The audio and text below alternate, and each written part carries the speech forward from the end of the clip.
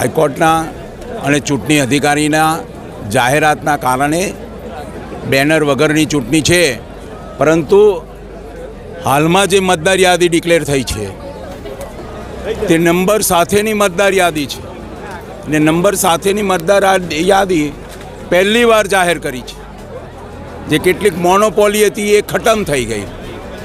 એટલે આ મતદાર યાદી નંબર સાથેની હોવાથી એસએમએસથી તેમજ વોટ્સઅપથી મતદારો સુધી જવાની અંદર ખૂબ જ સુગમતા રહી છે અને મતદાન વધુ થશે એવી સંપૂર્ણ શક્યતા છે. વિપક્ષનો આક્ષેપ છે કે આપ તો બોડી બિલ્ડર લઈને આવ્યા છો ને એ રીતે ઇલેક્શન કરાયેલું, શું છે આ? સાહેબ, વિપક્ષને આક્ષેપ સિવાય ક્યાં બીજી કઈ વાત છે?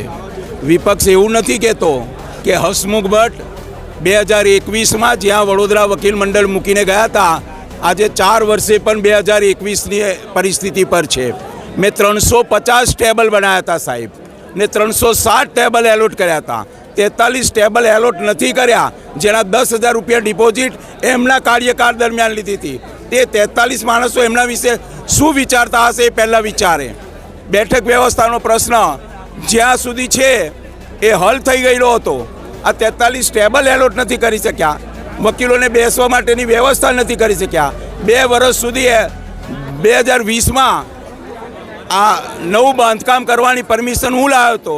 બાંધકામ 2 વર્ષથી થયું, એમાં બેસાડવા માટે 2 વર્ષ ગયા અને અંતે વકીલો જાતે બેસી ગયા, ઉદ્ઘાટન વગર બેસી ગયા. આ બધા કામ છે એમના. બોડીગાર્ડો લાયા છે એવું નહીં, બોડીગાર્ડ એમને લઈને ફરવું પડે છે.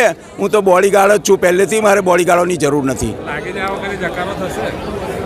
બહુ નિશ્ચિત વાત છે, આ વખતની ચૂંટણીની અંદર મતદારોએ સ્વયંભૂ નક્કી કરેલું છે કે પરિવર્તન જરૂરી છે, કેમ કે વકીલોના હિતમાં કામ થયું નથી, માટે મતદારો પરિવર્તન ચાહે છે.